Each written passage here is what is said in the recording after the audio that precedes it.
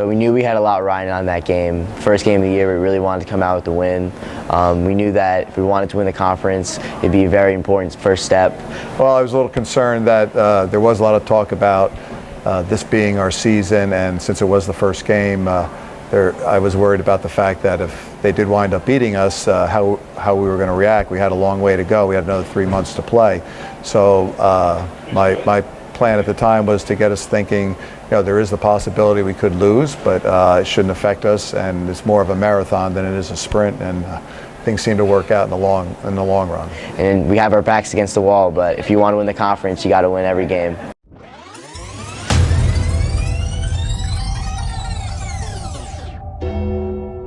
Obviously, we should win our conference.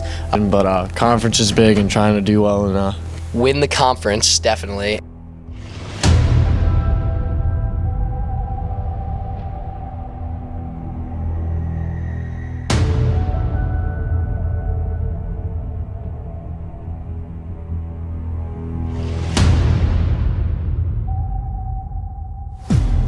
So in the Chatham tournament, last year we got it handed to us well, but this year we knew we had a better team, we had a different mindset, and we came out and we won our first game pretty easily. Heading into the Chatham game, we knew that was going to be a big test for us this season.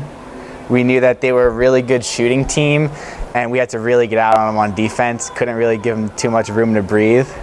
And after a hard-fought victory, we started chanting, "This is our house," at Chatham, and that felt pretty good as a player, and we really got everyone hyped up. And then we come back, win the next day, and we're Cougar Classic champions.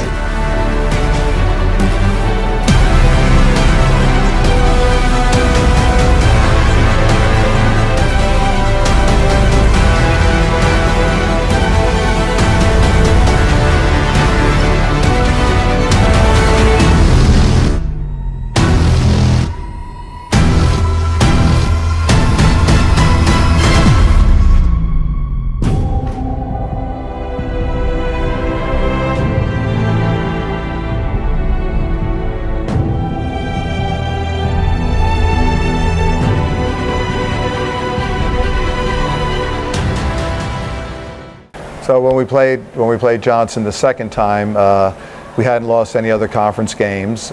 We knew we had to beat them. We knew we couldn't afford to lose to anybody else in the conference.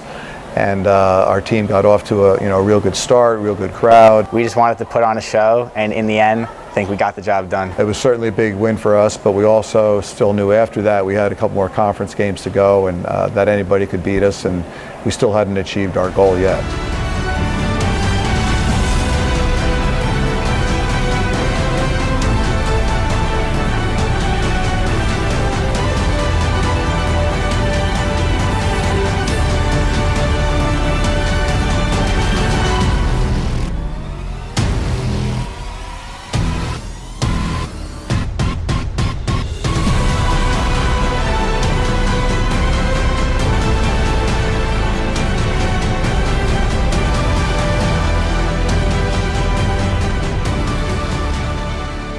Well, it was a really big weekend for us, one of the best weekends we've ever had in the history of our program. Going into the first game against Galway, we knew that they were undefeated and it was going to be a very tough game.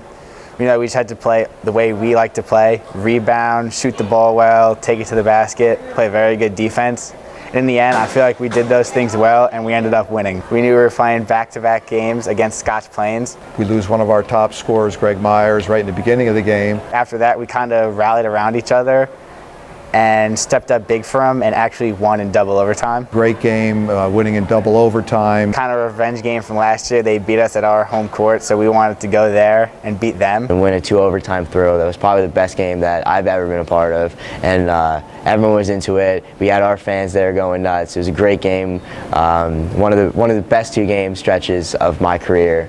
And yeah, it was just a lot of fun. A county tournament, we play Hillside in the preliminary round. We take pretty good care of them, win by about 20. But our whole team played well.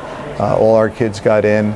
Then we have a rematch with Scotch Plains. Maybe we were a little too confident. Again, come out really flat, couldn't hit a shot. They really stifled our offense. We couldn't do anything. They played tremendous defense. I thought our kids played well in both games in the county, and very proud of our efforts in both games. But yeah, we just didn't play well. It was one of those games. We didn't have many of those this year, but it was just one of those games we just didn't come to play. So going to the state tournament, we were the 5 seed, but we knew that we could put a run together and start some special. So we take care of Roselle pretty easily at home. Great win for our team in front of a very big crowd. Everyone was able to get in, which is a great sight. And then we go all the way down to Bordentown.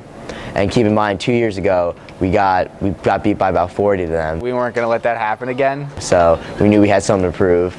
So we come down, we start out really flat again. Weren't really hitting shots. They were hitting their threes. Coach said, don't give up. We got to set our goals. It's like, don't get beat by 20, don't get beat by 10. Like, show yourself, like, keep on playing hard like we always do. Our team, went on a good run, played better defensively. We started hitting a lot of our shots. Fortunately for us, Bordentown wasn't trying to slow things down. They were missing a lot of their shots. And I think our kids really showed the competitors that they were, getting it to within 4 and within about 35 seconds to go and really having a realistic shot of winning the game. You know what? I don't think we lost that game. I think we just ran out of time. And it came up really short. Call here or there would have changed it, but it was such a great game. It was a testament to our team that we never gave up and kept on fighting. Everyone was involved. We worked hard all season and we just came up short. We all went into the locker room and everybody was crying. You don't want to ever see your kids crying, but it's kind of nice to see how much our kids really cared about each other and about the season. And it was a combination of us losing and our players realizing that we weren't going to be together that much longer. The wins are great, but in the end, wins and losses don't really matter. It's the relationships you form with your teammates on and off the court.